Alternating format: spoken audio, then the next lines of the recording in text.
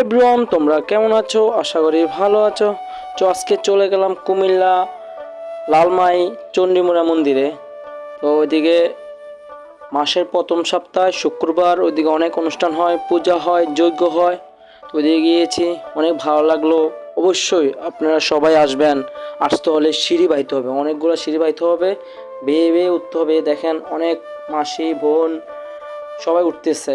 তো যারা এখনো মাঝে শক্তি আছে সবাই কিন্তু চণ্ডী মন্দির উঠতে পারবেন। তো সবাই প্রথম মাসের প্রথম সপ্তাহ শুক্রবার অবশ্যই চণ্ডীমুড়া আসবেন। এসে নাম কীর্তন, মায়ের অর্চনাতে ফুল দেবেন। তো সবাই আসবেন অবশ্যই।